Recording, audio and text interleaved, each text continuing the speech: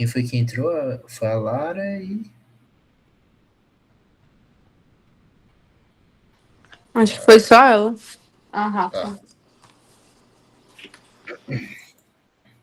Tem aula demais aqui, é muito material. A aula de hoje vai ser doutorásica, né, na emergência. A gente vai falar um pouquinho sobre síndrome coronariana aguda sem supra e com supra, tá? E tudo numa Ótimo. aula só.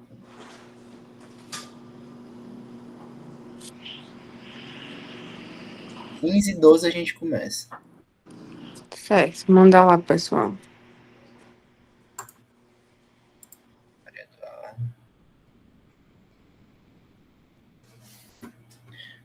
Como é que foi hoje lá no Itacol? Foi bom. Raíra discutiu muito. Tranquilo. É muita coisa lá, porque tinha paciente novo. Sim, sim, sim. Aí tinha muitas coisas para discutir. Ela gosta de perguntar, ela gosta de fazer diagnóstico sindrômico, diagnóstico diferencial, para vocês saberem as hipóteses diagnósticas de vocês. Não sei se ela fez isso hoje. Ela gosta de. Ela perguntava nossas hipóteses.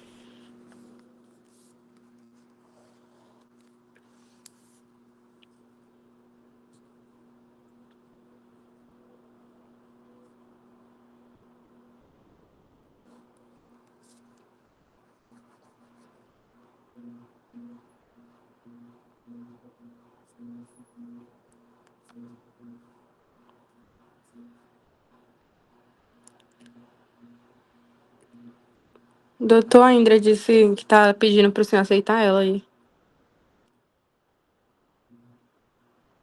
Ah, entrou.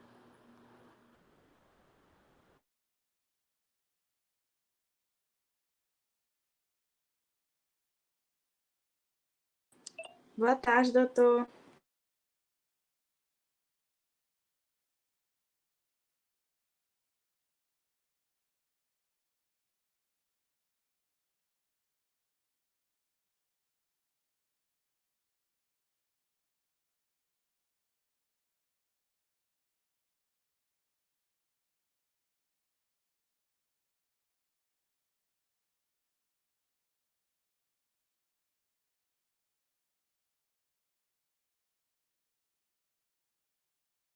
Dá para ver o slide?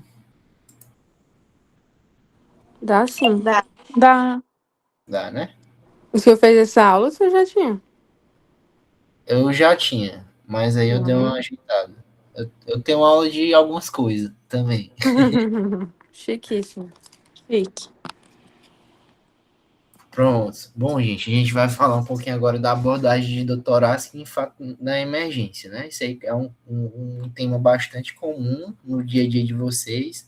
A gente ali na enfermaria acaba pegando pós, mas vocês, como generalista, podem pegar isso assim que vocês saírem com CRM, se formarem, pode aparecer bastante. Então é bom vocês terem uma boa noção disso, e isso cai bastante em prova, tá certo?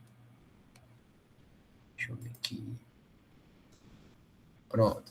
Qual a importância do tema? 4% dos atendimentos, setores de emergência. Desses, 12 a 15% é correspondente à síndrome coronariana aguda, mas a maioria dos casos vai ser musculoesquelético, esofágico, respiratório, até mesmo psicológico, né? O mais importante aqui é vocês diferenciarem o que é risco iminente de morte. Quais são as outras patologias que o paciente chega com a doutorase que você acha que o paciente pode ter risco de morte iminente ali para o paciente? Me diga pelo menos três. Que a gente acha que pode ter risco ou que. O paciente chegou com dor torácica. O que eu quero que vocês saiam dessa aula no central é assim, dor torácica não necessariamente é infarto. A gente, Sim. na emergência, precisa diferenciar que as possíveis causas de morte ali. Se eu não resolver, o paciente vai morrer. Um infarto agudo, quais são as outras causas que vocês acham? Até refluxo pode dar, Pode doutorado. dar. TEP. TEP TEP é pode. um importante, isso. Me diga mais dois. Angina. Angina está dentro do infarto. O Pericardite que eu peguei hoje. Pericardite não é ameaçador de morte, mas é um diagnóstico diferencial. Tá certo. E mais outro, vai. Bastante comum na emergência. Pneumotórax. Pneumotórax. São situações. Mas eu já vou falar. Agora, prestem bem atenção nessa definição. Quais são os mecanismos envolvidos no infarto? Ruptura de placa aterosclerótica com formação de trombo, vasoespasmo e microembolia, certo? Mas como vocês podem ver, tá aparecendo o mouse aí não, né? Apontador não, né? Ou só a imagem? Tá aparecendo. Pronto. Aí, como vocês podem ver, aqui é a coronária normal, aqui é a luz do vaso limpinha, né? Aí a gente tem uma trombose parcial. A gente chama isso aí de síndrome coronariana sem supra de ST. Troponina positiva é igual a infarto sem supra. Troponina negativa é igual a angina instável, certo? E quando tem essa trombose completa, a gente chama disso aí de infarto com supra. Guarda essa imagem aqui, tá? Peraí, alguém tá pedindo para entrar. Deixa eu ver aqui, só um minutinho.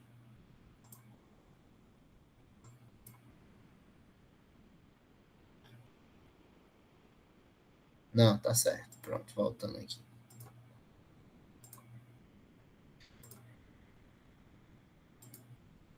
Ó, guarda essa imagem, tá bom?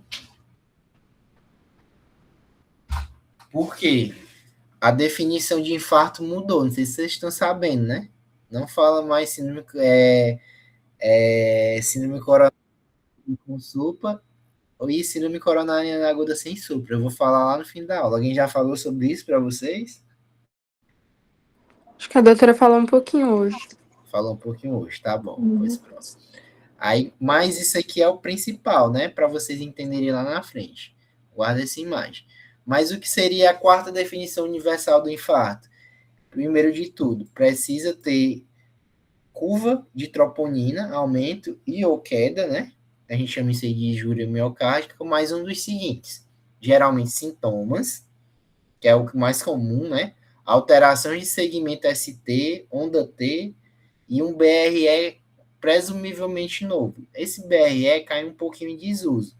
Mas, só para vocês lembrarem, eu vou falar mais na frente, na isquemia, a primeira coisa que altera é a onda T, para depois elevar o supra, tá?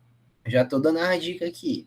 Desenvolvimento de onda Q patológica no ECG. O que seria onda Q patológica? Ela tem que ser pelo menos de maior que 1/3 do tamanho do QRS, tá certo? Tinha uma paciente lá que ela tinha onda Q, mas aquela onda Q já não era nova, ela já tinha aquilo ali, entendeu? No, tipo assim, uma paciente anginou, aí o eletro estava normal e desenvolveu onda Q, aí beleza, pensa em síndrome coronariana aguda. Aquilo ali que a gente viu no ECG, a gente pode pensar em algo mais crônico, investigar. Perda de músculo viável, ou alteração de motilidade segmental, que seria isso? A cinesia, hipocinesia, aquilo que a gente viu lá em alguns ecocardiogramas, certo? Identificação de trombo intracoronário por autópsia também é uma opção, tá bom? Aí, a definição de infarto prévio, onda Q patológica com 6 sintomas, mas já existente, imagem com evidência de perda de miocárdio viável, consistente com a etiologia isquêmica e achado anátomo patológico compatível, tá? E como é que seria essa fisiopatologia? Existem 5 tipos de infarto. Alguém já falou para vocês isso aí? Já foi discutido? Recente? Não, né? Mas isso aqui cai em prova, viu? Isso aqui cai muito em prova.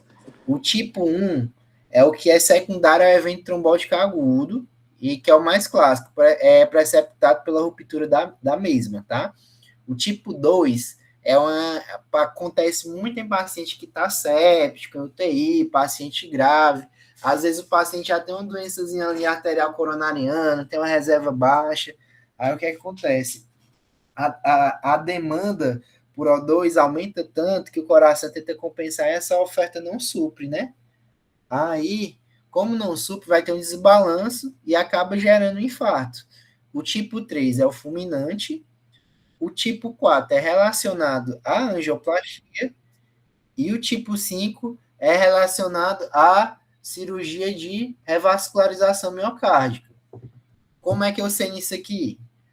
Quando está relacionado à angioplastia, pode ser no procedimento decorrente de trombose e decorrente de reestenose.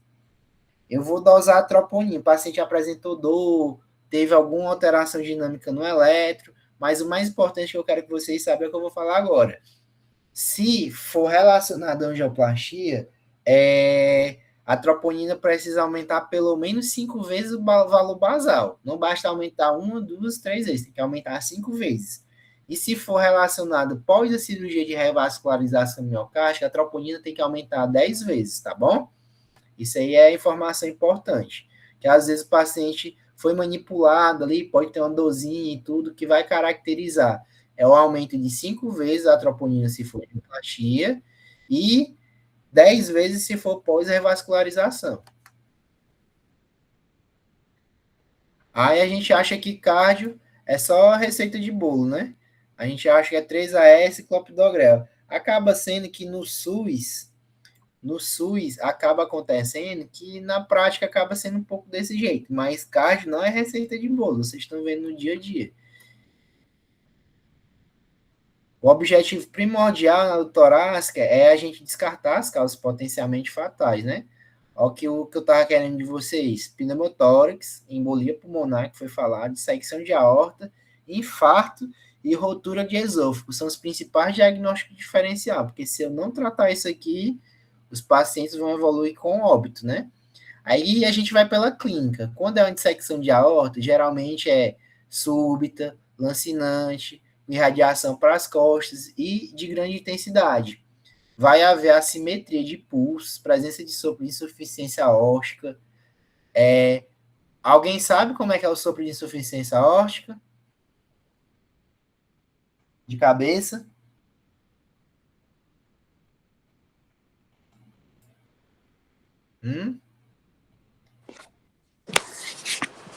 Não. Alguém viu o vídeo do japonês que eu mandei? Não, mas eu acho que foi na hora que você ainda estava com o paciente, quando eu expliquei essa parte. Mas eu vou explicar de uma forma aqui rapidamente para vocês não esquecerem, tá? O que vocês precisam saber, independente do se é generalista ou não, é saber se o sopro é sistólico ou é diastólico, certo? Aí como é que eu tô lá na ausculta para saber se o sopro é sistólico ou diastólico? Eu tô com dificuldade de diferenciar. Se o sopro cardíaco coincidir com o pulso, ele é um sopro sistólico. Eu posso palpar a carótida do paciente ou o pulso radial, certo? Aí eu vou para os focos.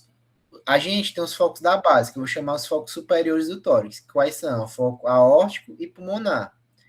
E os focos mais embaixo, que são do ápice do coração, é o mitral e o tricúspide.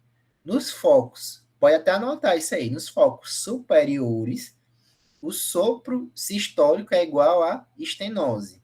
O sopro diastólico é igual a insuficiência.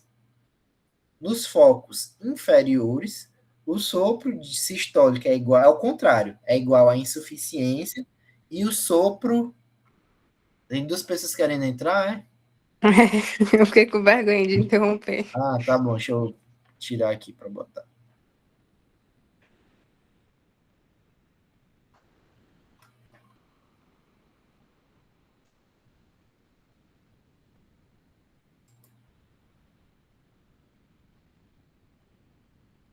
Não tá aparecendo, não.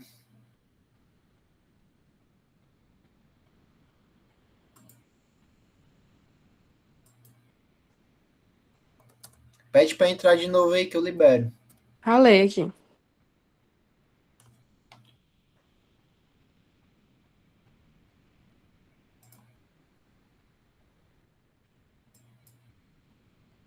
Pronto. Pronto, entrou mais duas pessoas. Aí só continuando. Aí nos focos da base, dos focos inferiores, perdão, o sopro sistólico é igual a insuficiência e o sopro diastólico é igual a estenose. Lembrando que o sopro de estenose ele é ejetivo e o sopro de insuficiência ele é aspirativo. Por que a gente esquece? Porque a gente quer decorar a doença para decorar o sopro da doença. A gente fazendo raciocínio contrário, a gente consegue ver isso, né? Aí agora, ó, na dissecção de aorta, na insuficiência aórtica, né, no caso, qual o sopro, pelo que eu falei, que vocês acham que é? Um sopro de insuficiência aórtica. Como é a característica dele? Ele é um sopro sistólico ou um sopro diastólico?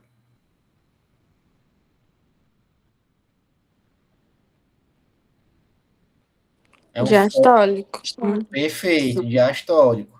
Agora, não precisa vocês saberem, tipo assim, que na insuficiência aórtica, geralmente é um sopro holodiastólico, na estenose aórtica é um sopro mesosistólico, caráter em diamante, na insuficiência mitral, o sopro é em diamante, mas aí na estenose mitral é um sopro diastólico com reforço pré-sistólico, essas coisas, com ruflar diastólico, essas coisas vocês vão fazer mais na época da prova para ter uma noção, tá? Para especificar, mas eu quero que vocês saibam diferenciar um sopro sistólico no sopro diastólico e saber se é estenose ou insuficiente, se é suficiente. Aí, continuando, aí nós temos a pericardite, né? A pericardite aguda, tem um paciente que está internado, ele foi de alta hoje, foi ou não? A Raíra deixou? Foi de alta. Ele fez Pronto, eletro, fez tudo eletroponinana, certinho. Tá pronto, reduzido. tá reduzido, mas ele tinha uma característica clássica, não lembro quem foi que pegou ele. Foi. Ele aliviava quando ele inclinava, ele também tava com diarreia. Pronto, já é um sinal Nossa. prévio, né? Então, assim, a pericardite ela é uma doença aguda, melhora com a inclinação do tronco e piora com decúbito dorsal. Aquele paciente tinha exatamente isso, tá? E o ECG é específico, é um supradifuso com infra de PR e pode haver atrito pericárdio. O dele não teve nem tanta diferença, que acho que foi rápido demais essa transição dele. A outra situação é o TEP, é início súbito, dopleurítica, dispneia, hemoptise, e lembrar dos fatores de risco para tromboembolismo, que são sinais de TVP principalmente, e pneumotórax, que é súbito unilateral associado à dispneia. E lembrando, o diagnóstico de pneumotórax é clínico, viu? A gente pede raio-x, mas teoricamente tu vai ver na palpação o tórax lá hipertimpânico e tudo, é clínico, você vai escutar lá, não vai escutar direito, na hora que palpa fica hipertimpânico, o ar escapa do pulmão e forma um vácuo ali, né, empurra toda a estrutura para o outro lado, enfim. E as outras causas que não são tão graves, né, refluxo, dor musculoesquelética, psicogênica, só para vocês terem uma noção, tá bom? Opa, deixa eu ver aqui. Deixa eu voltar aqui. Pronto.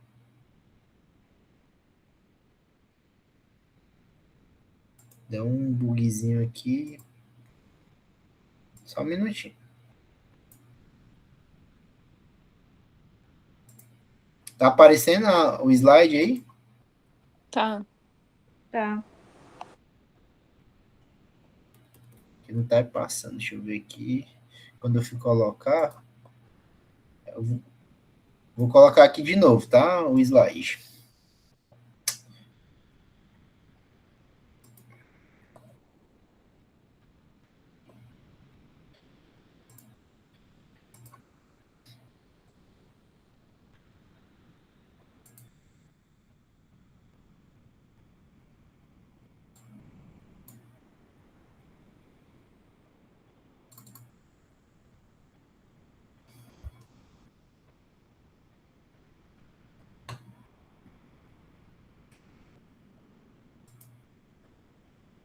Voltou, gente, o slide?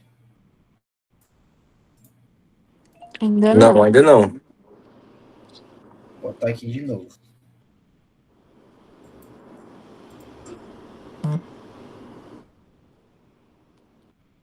Doutor, mais uma pessoa pedindo para aceitar. Tá, pera aí. É isso aí que... Deixa eu parar aqui. Só um minutinho.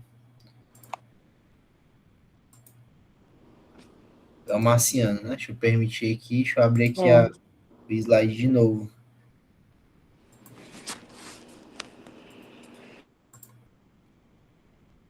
Só um minutinho. Entrou? Entrou. Deu certo. Pronto. Tô abrindo aqui o...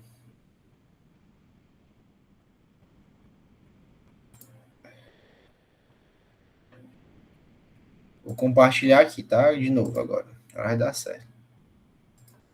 Tem muita janela aberta. Apareceu aí agora, né? Apareceu.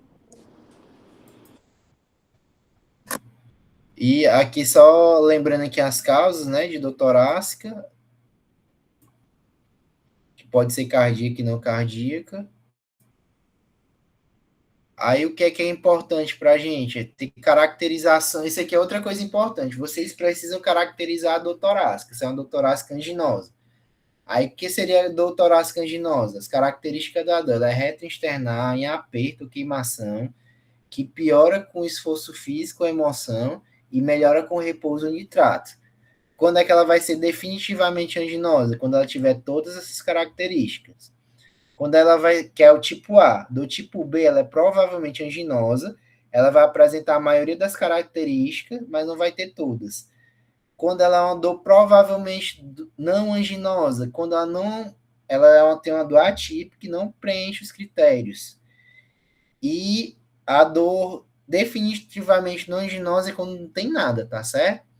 Aí aqui são os parâmetros de dor que pode acontecer no paciente, traduzindo, do umbigo à mandíbula, suspeitar que pode ser síndrome coronariana aguda e angina, tá certo? Aí tem angina em repouso, tem angina de aparecimento e tem angina em crescendo. Isso aí é a caracterização da dor torácica anginosa. Angina em repouso, geralmente, isso aqui na angina instável, porque na angina estável ela não passa de 20 minutos.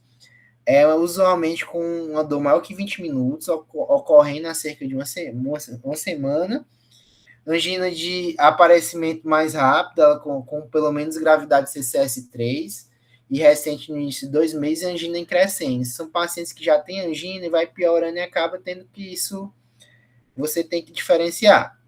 Mas resumindo, traduzindo, paciente sentiu dor torácica ou equivalente, o que é que tem que fazer em 10 minutos? ECG, certo? A meta inicial do tratamento é fazer esse ECG em 10 minutos.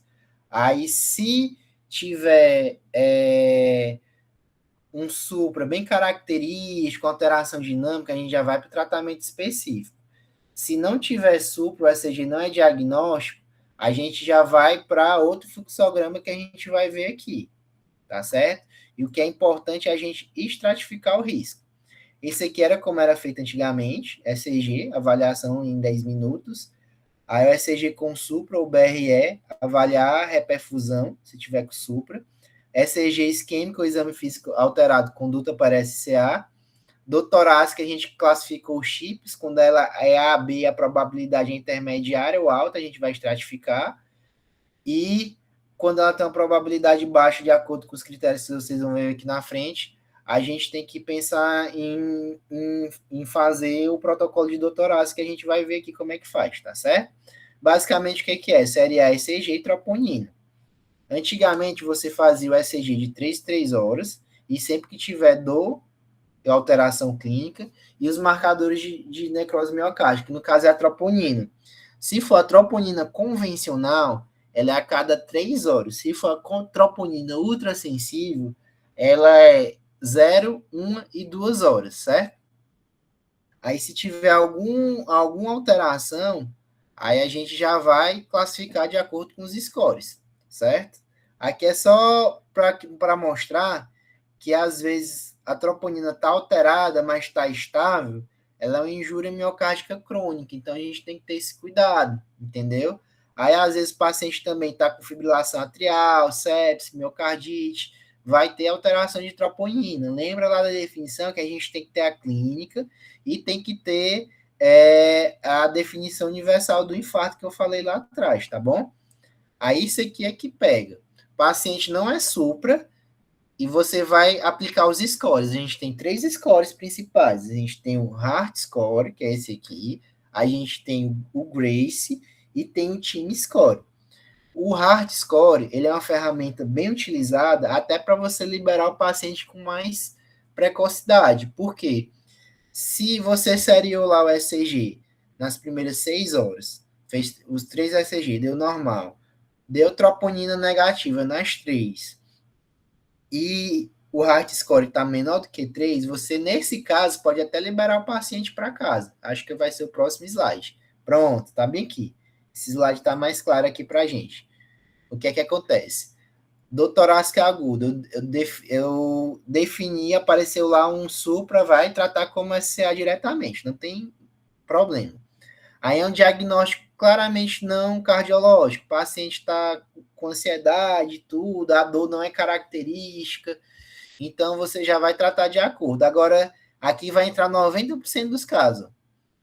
São os casos duvidosos. Aí você vai seriar a troponina e ECG, aí alterou, já vai para o protocolo de SCA, que eu vou falar ali na frente. Não alterou, sem dor recorrente, troponina ECG não diagnóstico, não positivou, se tiver menor ou igual a 3, você pode fazer alta hospitalar com ambulatório, e se tiver maior que 3, você pode fazer um teste não invasivo e avaliar se vai liberar ou não. Nesse caso. Aí o Grace, ele é alto risco quando é acima de 140, intermediário entre 109 e 140, e baixo risco entre 1 e 108. O que isso quer dizer, todos esses scores que a gente vai falar? E tem mais um, que é o time. O time, a gente vê idade, vê os fatores de risco, presença de coronariopatia prévia, infra, episódios de anginose nas últimas 24 horas, uso de AS, elevação de marcadores, tudo isso aqui vai pontuar. Aí ele vai ser alto risco quando tiver 5 ou mais pontos, médio risco entre 3 e 4 e baixo risco entre 0 e 2. Para que esse tanto de estratificação? Se vocês lembrarem, a gente vai classificar o paciente em baixo risco, moderado, alto e muito alto risco. O muito alto risco é aquele paciente que está instável hemodinamicamente, está chocado por causa do infarto. Então, eu tenho que fazer o cateterismo em até 2 horas. Paciente de alto risco cardiovascular, eu tenho que fazer o cateterismo em até 24 horas. Paciente de moderado risco cardiovascular, daí do infarto, aí eu tenho que fazer o cateterismo em 24 a 72 horas. E se deu baixo risco nos scores, você faz um teste não invasivo. Aí alguém vai me perguntar, hoje, doutor, você não acabou de falar que o Heart Score, se tiver menor que 3, eu posso liberar o paciente para casa? Aí que tem muita dúvida. Aqui, o paciente ele já está no protocolo de síndrome coronariana aguda. Eu já sei que ele está com a síndrome coronariana aguda. O Heart Score, além disso, eu posso utilizar ele para os casos duvidosos, e após seriar o ECG e a troponina der negativo, ele tiver menor que 3, eu posso dar alta para o paciente. Isso para a prova. Na prática, o que é que o pessoal faz? Deu baixo risco, deixa o paciente internado, faz um teste não invasivo no outro dia. E às vezes esse paciente fica seriando ECG e troponina na UTI, principalmente em hospital particular. No SUS é outra realidade. No SUS o pessoal libera até sendo de alto risco na loucura, mas isso aí é errado, tá bom? Aí aqui é basicamente isso, passar essa parte aqui, mas eu quero esse aqui que é o que a gente estava falando da parte de estratificação, né? Muito alto risco, alto risco, moderado risco e baixo risco. Aqui também já tem as medicações que vai fazer. E teve uma pequena mudança que a gente fazia antigamente. O que é que acontece? Para a gente acha que é AS clopidogrel para todo mundo. Na verdade, não é assim. Eu faço AS no paciente que vai fazer cateterismo até 2 horas e cateterismo até 24 horas. Por que que eu não faço o segundo antiagregante aqui? Eu acho que eu já comentei lá na aula. Alguém lembra?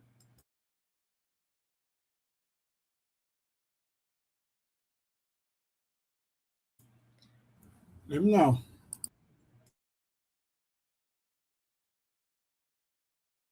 O que é que acontece? O clopidogrel, esses inibidores da P2Y12, quando faz junto com a S, a gente chama isso aí de pré-tratamento. Só que, para fazer qualquer cirurgia, qualquer procedimento, a gente tem que suspender eles. O clopidogrel, a gente suspende 5 dias antes de qualquer cirurgia. Agora, imagine o seguinte, esse paciente infartou, aí ele vai lá para o cateterismo, aí tem várias lesões, é multiarterial, ele é diabético, e tem indicação de fazer a cirurgia de revascularização. Se eu fizer a cirurgia de revascularização ali logo, eu consigo resolver o problema. Mas se eu tiver usado o clopidogrel, o risco de sangramento é muito grande. Então, tem muito risco de complicar e o cirurgião cardíaco não faz. Então, o paciente vai esperar 5 dias para poder fazer a cirurgia. Então, é por isso que nessa situação aqui de menos de 24 horas, você não faz o pré-tratamento, entendeu? Aí você não pré-trata, você deixa para fazer, no caso do CAT em 24 horas, o segundo antiagregante na sala, porque o hemodinamicista vai estar vendo a anatomia.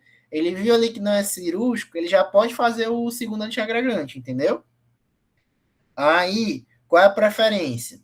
O ticagrelor, ele tem eficácia melhor que o clopidogrel, e o prasugrel também tem eficácia melhor que o clopidogrel. Só que o prasugrel, obrigatoriamente, independente de tudo, só faz se conhecer a anatomia.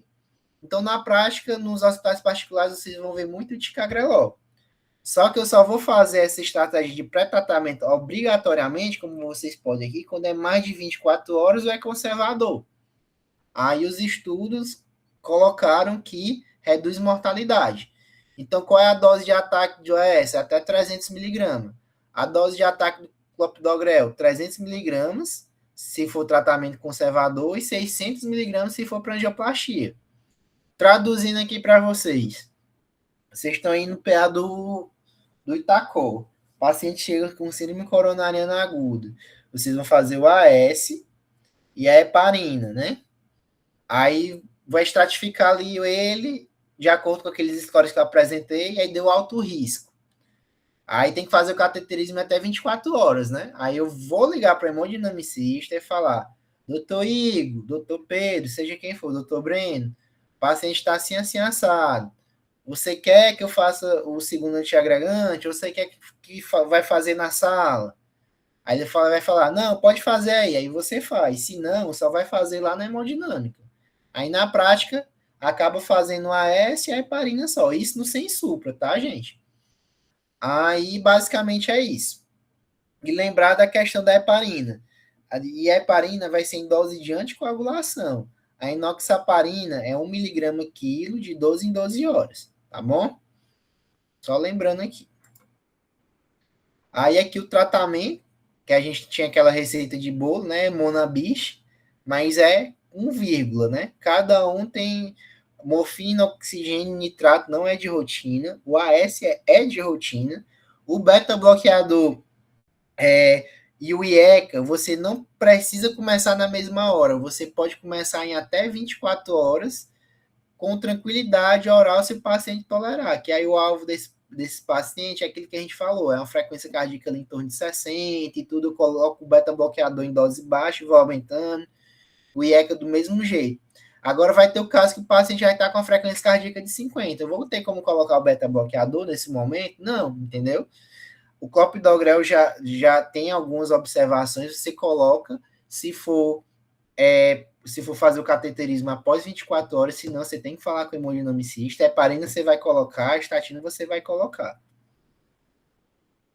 Aí aqui é só explicando, né, o que eu acabei de falar, basicamente. E o que seria... A gente vai falar um pouquinho agora de supra, né? A gente falou ali um pouquinho de infra, aí supra depende muito do que vai acontecer na hora. Muita gente erra bem aqui, ó, a exceção, V2 e V3. O supra, ele é caracterizado por uma elevação do ponto J de 1 milímetro. Só que nas derivações V2 e V3 tem essa observação aqui. Só vai ser considerado supra de ST se for maior que 1,5 em mulheres e maior que 2,5 em homens com menos de 40 anos ou maior que 2 em homens com mais de 40 anos. Isso em V2 e V3. E para ser considerado infarto, tem que ser em duas derivações contíguas, tá? E se for nas derivações posteriores, V7, V8, V9, ou direitas V3R, V4R, o supra é considerado se for maior que 0,5. Infra, só para relembrar, é considerado infra quando é menor que 0,5. 1 milímetro é um quadradinho, para quem não está lembrando, tá? Aí aqui é a elevação do supra, do ponto J, aí a gente brinca que tem o supra feliz e o supra triste, né? Dizem que esse supra triste é o mais patológico, esse supra feliz aparece mais na pericardite, mas não é bem assim atualmente. Aí, mais importante que isso também, vocês associarem a parede. Toda vez que eu vou ver um eletro, a gente tem as derivações frontais, que é D1, D1, D2, D3, AVF, AVL, VR, e a gente tem as derivações pré-cordiais, que é no plano horizontal, que está mostrando aqui, ó, V1, V2, V3, V4, V5, V6.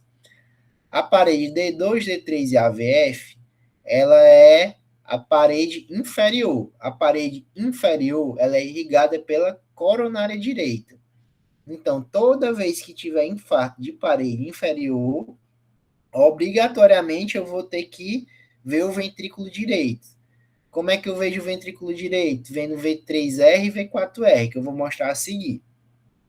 A derivação D1 e AVL corresponde à lateral alta, V1 a septal, V2, V3 e V4 anterior, e V2 ali na verdade é o anteroseptal. E V5 e V6 é a lateral baixa, só para vocês se situarem da parede, tá certo? Agora eu vou perguntar para vocês, o que é que a gente vê aqui? Onde é que está o supra? Sempre olha primeiro a frontal, depois as precordiais. O que é que a gente está vendo aqui? Onde é que tem supra? Onde é que tem infra? Alguém pode me dizer?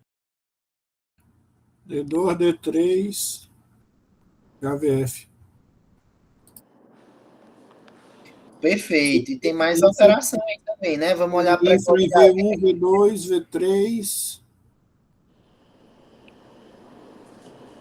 O infra tem V2, V3 também. Pronto. Aqui a gente tem duas situações. A gente tem o supra, né? Um D2, D3 e AVF. Lembra que eu falei que tem que colocar o V3R e o V4R. Como é que eu faço isso? Onde está o fiozinho do eletrodo do V2, do V3 e do V4? Eu coloco diametralmente oposto no hemitórax direito. Aí eu vou identificar aí como V3R e V4R. Aí eu vejo, se tiver suprado, tem infarto de VD. E aqui, como vocês podem observar, tem infra em V1 e V2 e V3. Toda vez que tem infra em V1, V2 e V3, eu tenho que ver a parede do outro lado, que é a parede posterior, que isso aí pode ser imagem e espelho da parede posterior, e pode ser um supra de parede posterior. Só para vocês se situarem. Aí aqui a gente tem um supra anterior extenso, de V1 a V4, pegando a parede septal e anterior, tá? E aqui, novamente, um supra de parede anterior e lateral, ó. Na verdade, eu falaria que isso aqui é um supra anterolateral, porque tá pegando a lateral alta e pega também a lateral baixa e a parede anterior praticamente toda. Certo? Aqui, novamente, um supra de parede anterior extenso e as derivações complementares que eu falei para vocês, ó, V1, V2, o V3, V4, V5, V6 ia para cá. Aí, quando tem alguma alteração, eu posso pegar o V3R e o V4R, ó. É só pegar diametralmente oposto. Ele estava aqui, muda o eletrodo para cá e na hora de identificar o elétron, bota só RR. E as derivações posteriores são os espelhos de V1, V2 e V3, tá? Ó, aí aqui ele vai mostrar. A gente tem um infra V1, V2, V3. Aí no próximo eletro, aí identificou com V7, V8 e V9. Então tem um supra aqui. Quem vai irrigar a parede posterior é um ramo lá do final da coronária direita, dependendo da dominância da CX, mas isso aqui não precisa saber agora não, mas muda o tratamento, né? Em vez de ser uma síndrome sem supro, passa a ser uma síndrome coronariana aguda com supro e tem que agir com mais rapidez. Aí esse aqui é quando tem o paciente, sabidamente, ele tem bloqueio de ramo esquerdo, né? Aí quando é que eu vou considerar que o paciente está infartando? Geralmente, quando o paciente tem um bloqueio de ramo esquerdo, cadê? Quando ele tem um bloqueio de ramo esquerdo, ele vai ter, primeiro, o QRS alargado, maior que 120.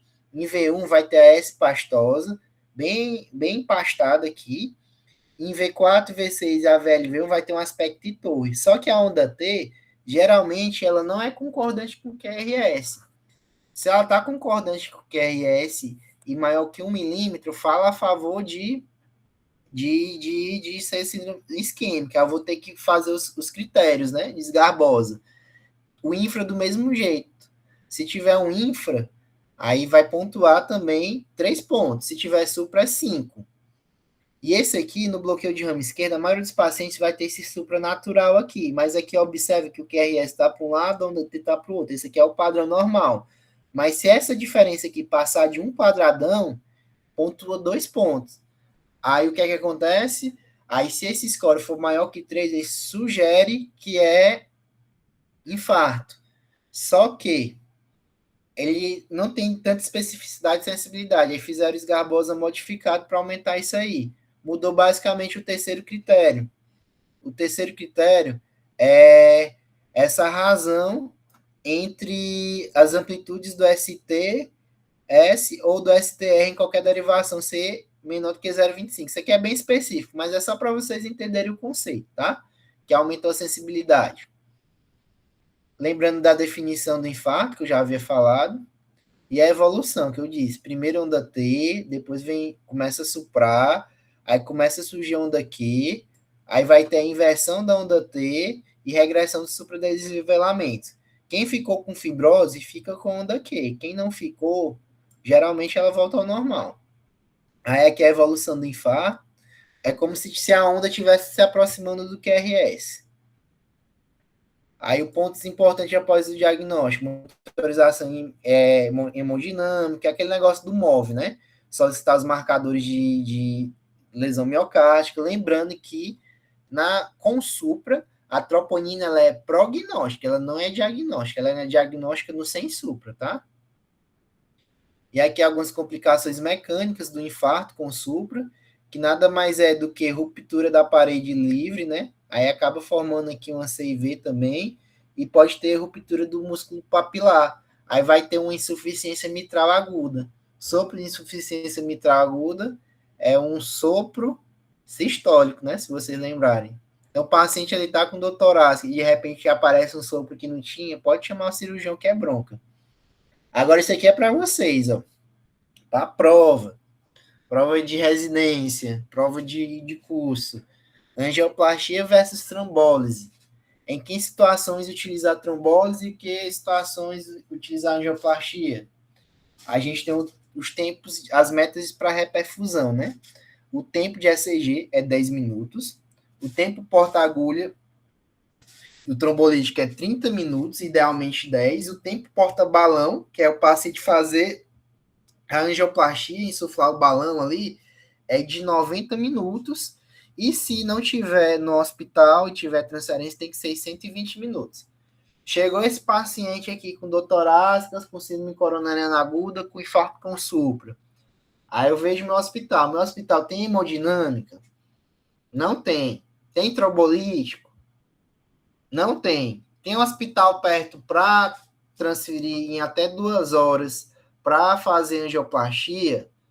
Tem, aí eu transfiro. Se não tiver, aí vai ser só a medicação. A clopidogrel, aquelas mesmas medicações do infarto sem supra. Agora, se tem o trombolítico, como é que eu faço? Eu tenho que fazer em 30 minutos. Mas se eu tiver hemodinâmica, eu vou direto para hemodinâmica. Já teve colega que perguntou se não poderia fazer o trombolítico e ir para hemodinâmica na mesma hora. Nesse caso, não. Se o hospital tiver hemodinâmica, a prioridade é hemodinâmica para não perder tempo. Que tem que ser em até 90 minutos, tá? Aí toda vez que Lucas, na realidade, no dia a dia, o que a gente observa? A grande maioria dos casos, você vai fazer um elétrico, um paciente desse, pode até fazer em 10 minutos.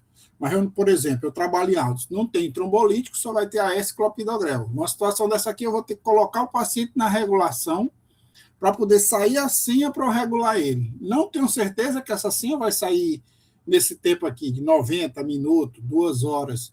Aí qual seria a melhor conduta se eu não sei quando vai sair essa senha para me regular ele? É exatamente isso aí que você falou. É fazer.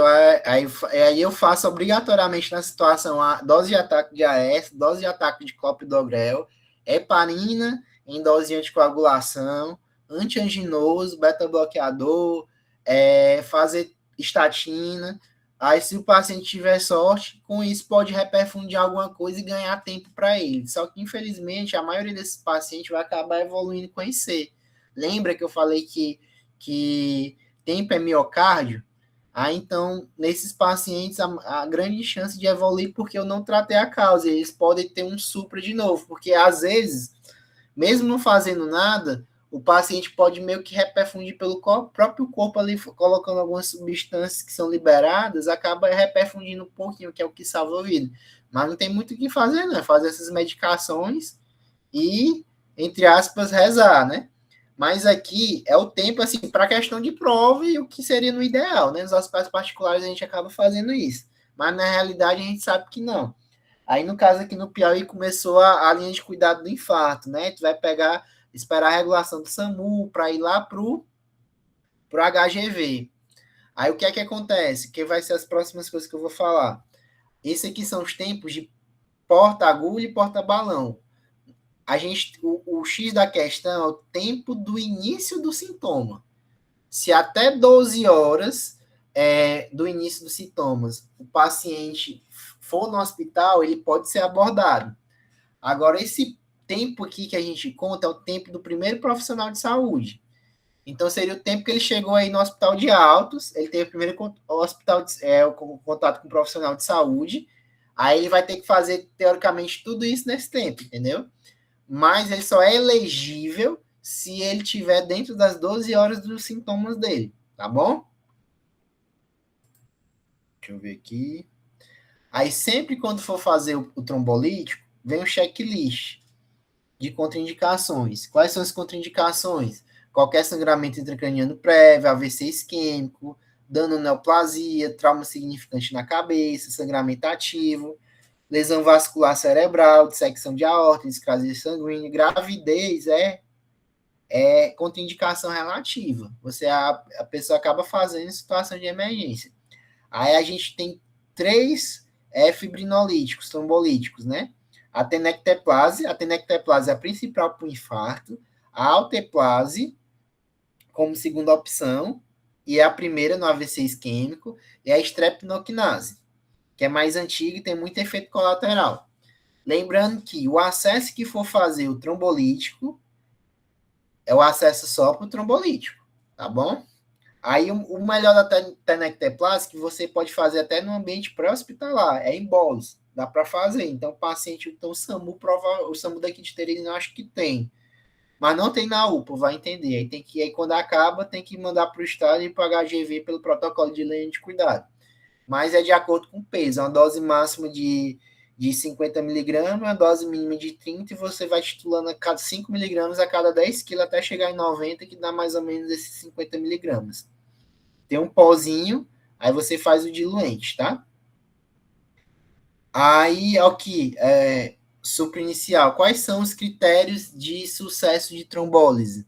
Redução de 50% do supra e ritmo idioventricular acelerado. Que é isso aí, a RIVA. São ritmos de reperfusão. Parece uma TV, mas não é.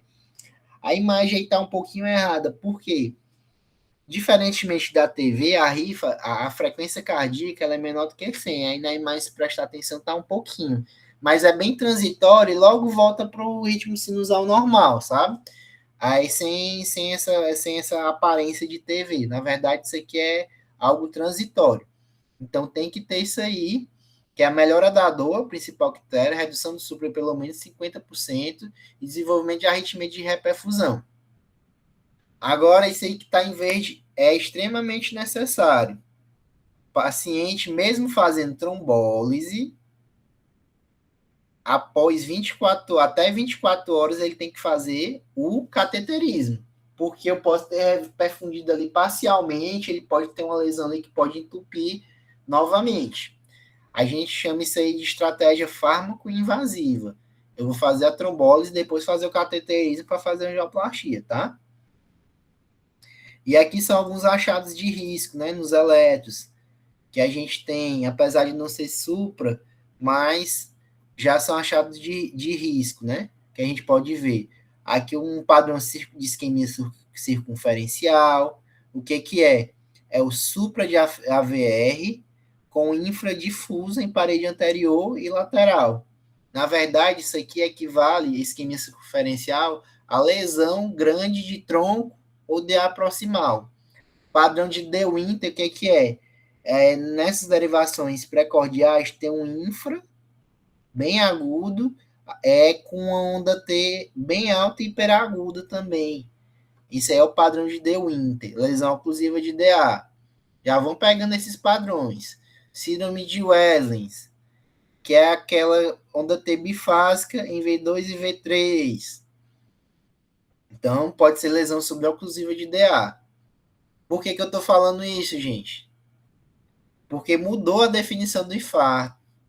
Lembra que eu falei lá no começo da aula, para vocês pegarem a oclusão coronariana e a oclusão não coronariana aguda? Deixa eu ver bem aqui, pronto. A oclusão coronariana aguda agora é OC-NOCA, viu? São os próximos termos. O que é que se observou? É que alguns pacientes com infarto sem supra, eles estavam morrendo do mesmo jeito. E tinha alguns padrões eletrocardiográficos que eram equivalentes ao supra, porque a mortalidade era muito grande. Eu falei algum desses padrões, síndrome de Wellens, padrão de De Winter, são lesões suboclusivas que equivalem ao supra. E se eu não tratar na hemodinâmica em 2 horas, pode ter um desfecho extremamente desfavorável. Como é que era antes? O paciente tinha angina, aí se tinha supra de ST, cateterismo urgente ou trombólise. Trombólise é só no supra, tá? E outra coisa, se eu fiz trombólise, obrigatoriamente eu vou ter que fazer o clopidogrel. Só o clopidogrel, nenhum outro serve dos inibidores da P2 e Y12. Aí o sem supra tinha que esperar a troponina e série A, né? Agora não. Supra continua do mesmo jeito. O sem supra, eu vou ter que procurar os outros sinais de OCA, porque pode ser uma NOCA. Vocês estão entendendo. Se eu não achar os sinais de OCA, que eu vou mostrar aqui para vocês, aí eu sigo aquela questão dos scores e classificar em baixo, moderado, alto e muito alto risco. Agora, se eu acho um padrão de OCA, obrigatoriamente tem que ser em 2 horas. Isso aqui é desde 2023, tá quente, e saiu na diretriz de setembro do ano passado, de doutorásica da SBC. Então, tá quente para a prova de vocês, tá? E quais seriam esses padrões? De OCA, que OCA é oclusão coronariana aguda, e NOCA é não oclusão coronariana aguda. O José Alencar, lá do Dante, onde a Raíra fez, foi que fez essa aportuguesação desse termo, né, que é um termo em inglês, que foi lá nos Estados Unidos que começaram com esses estudos, e aqui no Brasil foi o José de Alencar. Não sei se alguém conhece. O que seria o OCA? São a elevação típica do ST, a onda T hiperaguda, o padrão de De Winter, que vocês viram, né? A depressão de ST em V1 e V3. Por que V1 e V3? Porque pode ser imagem espelho, lá de V7 e V8. O BRE com os critérios de Scarbosa, por isso que eu falei, apesar de parecer complicado, por isso que eu falei os critérios de Scarbosa para vocês, para quando chegar aqui nessa parte, já terem uma noção. Uma distorção terminal do QRS, é isso aqui, ó. A ausência de onda S abaixo da linha isoelétrica, a ausência da onda J. Parece uma repolarização precoce, mas pela clínica você tem que ter cuidado. E o padrão da bandeira da África do Sul. Aqui a galera parece que fumou uma. Mas o que é? É o supra de V2, AVL e D1, com infra de D3, que acaba parecendo o sinal da bandeira da África do Sul. E o padrão de Aslan, né? Que é esse supra bem aqui, é elevado, mas tem uma certa distorção. E esse padrão nas derivações V4 e V6. Então, basicamente é isso. Porque você tem que ter esse cuidado em relação a isso aí. E o paradigma que vai cair para vocês é OCA e NOCA nos próximos anos, tá certo? Aí a terapia medicamentosa, a gente já falou, são os antiplaquetários, os anticoagulantes, os beta-bloqueadores, inicialmente VO, pós-infarto, e fração de ejeção ventricular menor do que 40%, o IECA, né? E as estatinas. Aí aqui o modelo de prescrição de um paciente com 60 quilos, 60 anos, com síndrome coronariana aguda sem supra, viu? Dieta hipossódica, tem que fazer jejum de 6 horas nesse cateterismo, tridio a critério, geralmente quando a gente coloca uma droga, a gente inicia 5 ml, para vocês não terem dúvida. A questão da hidratação, já comentei com vocês. Aqui, na verdade, é 24 horas antes e 24 horas depois, aqui ele colocou 12 horas. Aqui ele botou 1 ml quilo, 1 ml quilo hora. Nesse paciente tem a fração de injeção preservada. Dose de ataque do AS. Ele resolveu pré-tratar, né? Porque vai fazer o cateterismo no outro dia. Então vai ser o ticagrelor ou clopidogrel. Por que não prasugrel? Porque o prasugrel só dá para fazer depois da anatomia coronariana conhecida, né? Aí a dose de ataque é essa, 180 para o ticagrelor e 300 para o clopidogrel. A manutenção é 90 de 12 em 12, o ticagrelor, o nome comercial é birilinta. Aí o clopidogrel 75mg uma vez. Uma coisa importante que eu não falei, é paciente com um infarto com supra, que vai fazer trombólise, e tem mais de 75 anos, você não faz 300mg de clopidogrel, você faz só 75. Porque o cara já está trombolizando, já está com heparina, e você ainda vai fazer um dose de ataque de clopidogrel, o risco de sangramento desse dose é grande. Então, você não faz o ataque, você só faz a 75. E a inoxa, em dose de anticoagulação, 1mg quilo de 12 em 12. Enalapril na dose mais baixinha, 12 em 12 horas para iniciar, metoprolol, atorvastatina, em dose de alta potência. O paciente infartou, então já é um paciente de muito alto risco, né? Depois eu vou dosar o colesterol dele com calma para ver se atinge a meta. Pantoprazol e não o omeprazol. O omeprazol tem interação com o clopidogrel, a gente usa mais o pantoprazol. O dinitrato de isosorbiba, que é o isordil, que na próxima semana, quando eu passar com vocês, eu vou falar um pouquinho mais no dia a dia de DAC crônica, né? Aí eu vou falar os detalhes de nitrato, quando é que é o nitrato de curtação, nitrato de longação, morfina, se dor refratária ao nitrato, né? Em resumo, o paciente está com anginou, faço o isordil 5mg até 3 vezes. Não melhorou? Aí eu faço a morfina, 2, 3mg. Não melhorou com a morfina, aí eu ligo o tridil. E por que que não o niprid? O niprid, ele faz roubo coronariano, ele é um potente vasodilatador arterial e venoso, então vai desviar o fluxo de sangue para outro compartimento, então vai piorar a angina. O tridil, ele é um vasodilatador, um nitrato, vasodilatador de coronárias, entendeu? E aqui é a perfumaria da clínica, né? HGT, insulina, catéter se necessário, enfim. É mais ou menos isso. Vocês têm alguma dúvida em relação a isso aí? Pode perguntar. Não, doutor. Não, né? Então, Tá. Pronto. De boa, de boas. De boa. muito Aí, boa. pronto, eu posso até mandar esses slides para vocês aqui depois, para vocês verem com Manda, calma. por favor. Aí eu vou falar aqui rapidamente para vocês em relação à hipertensão. Tem um slide aqui do Medicoff que eu fiz. Eu acho que a Laísa já até falou com vocês, né? Que vocês que têm prova. Deixa eu ver aqui, só botar aqui rapidamente. Deixa eu mudar aqui a tela.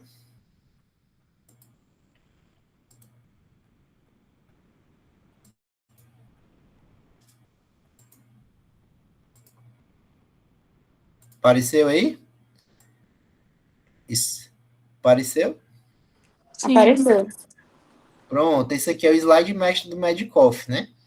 Lembrar que hipertensão é quando a pressão está que 140 por 90 em 12 visitas com técnica adequada, né?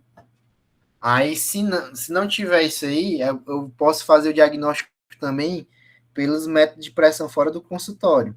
Aí tem que estar atento às medidas, né? A média na 24 horas, 130 por 80, na medida 105 por 85 e no sono 120 por 70.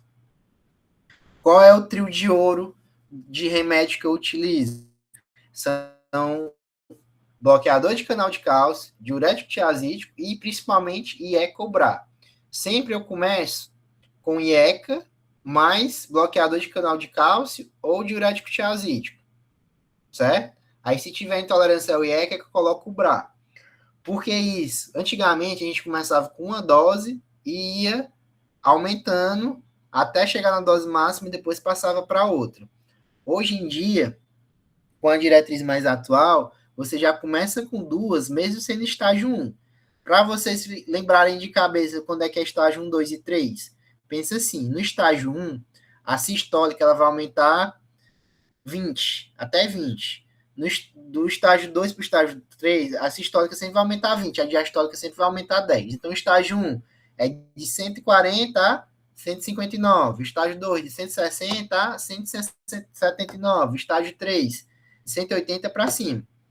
Aí, nesse caso, eu já começo no estágio 1 com 2 drogas. O paciente pré-hipertenso mudou a definição. A partir de 120 por 80 já é considerado pré-hipertenso. Aí já é mudança no estilo de vida, certo? Aí, outra coisa. Não controlei essa pressão com os 2 remédios. Eu chamo isso aí de hipertensão não controlada. Eu vou para o terceiro, de preferência o trio de ouro. Controlei com os 3 remédios, eu chamo de hipertensão controlada. Não controlei com os 3 remédios, sendo um deles um diurético tiazídico. Eu chamo isso aí de hipertensão resistente. Eu vou para a 4ª droga. Controlei com essa 4ª droga, é igual a hipertensão resistente controlada. Não controlei, aí preciso de uma 5ª droga. A hipertensão resistente não controlada ainda. Agora eu usei 5 drogas e não controlei, aí eu chamo isso aí de hipertensão refratária. Eu usei 5 drogas e controlei, eu chamo isso aí de hipertensão resistente controlada. Lembrar que a partir do 4º fármaco, que preferencialmente é a espironolactona, você tem que buscar hipertensão secundária. Começar a fazer o diagnóstico diferencial, certo? E a causa mais comum de hipertensão secundária hoje é a apneia obstrutiva do sono. E por que usa a espironolactona? Porque outra causa bastante comum é o adenoma, né? Enfim, mas basicamente é isso de hipertensão, para lembrar bizu de prova. E em relação à anticoagulação, que eu fiquei de falar para vocês, eu acho melhor a gente falar no dia a dia mesmo, que já o tempo está corrido, vocês já estão cansados aí do dia, é melhor a gente falar com cuidado. Eu mando esses slides aí de doutorasca, eu vou mandar separadinho a minha aula mesmo de síndrome coronária aguda sem supra, separado da com supra, que como eu juntei, aí deu uma enxugada, porque ela, na verdade, é 50 slides de um e 50 slides de outro, eu juntei as duas e ficou 60. Eu vou mandar separado para vocês, tá bom? Tá bom. Pois, gente, boa tarde aí, bom descanso, aproveite a sexta-feira e o fim de semana, para segunda-feira, 8 e meia eu tô passando lá, tá bom? Tranquilo, doutor. Obrigado. Doutor, pelo seu tchau, tempo. tchau. Nem precisava disso tudo, mas você arrasou demais. Obrigada mesmo. É porque eu me empolguei, meu irmão, tento falar pouco, não consigo. Não, porque é muito bem feita a aula, tudo bonitinho aí, o senhor Tá arrasou. bom, pois tá, tchau.